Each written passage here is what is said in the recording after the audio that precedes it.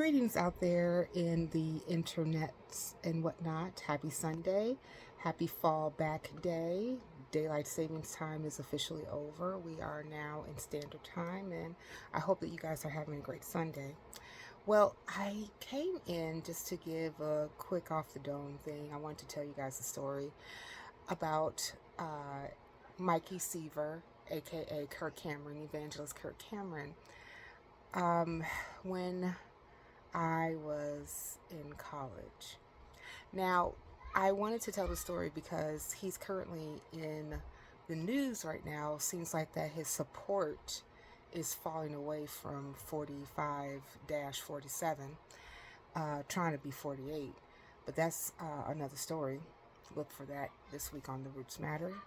So, I want to tell you guys about when evangelist Kirk Cameron tried to save my immortal soul. So I used to work for a hotel in Springfield, Illinois, which is the capital. And that hotel often hosted state senators that were meeting while Illinois State Congress was in session. Um, Governors would come down there. Matter of fact, that's where I met Rod Blagojevich. Sometimes they would even host federal senators. At the time, I met Senator Paul Simon, and he looked exactly like his photos. And I also met uh, then State Senator Barack Obama before he became what he is now.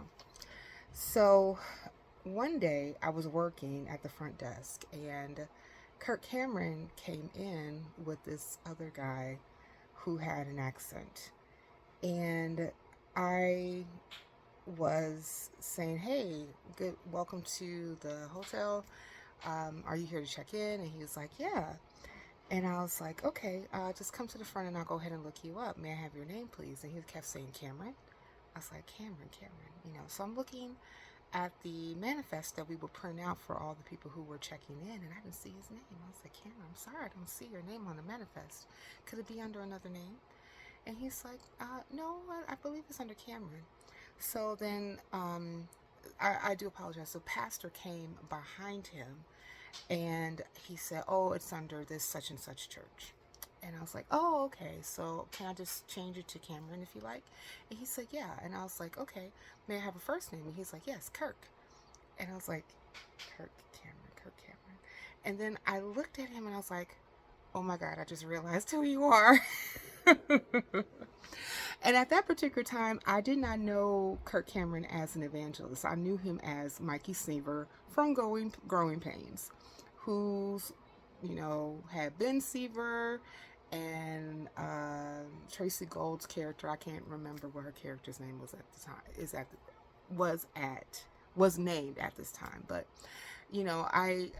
I grew up in the '80s, so of course, like, I used to watch that show. So I'm at this time I'm unfamiliar with his evangelistic leanings and performances or what have you. So while I was working, after I got him checked in, he was good to go, and he decided to hang out in the lobby where we and my other coworkers were at that time. And he kept on doing magic tricks with the pastor. And he would go, hey, Cynthia. And I'm like, "Yes, Mr. Cameron."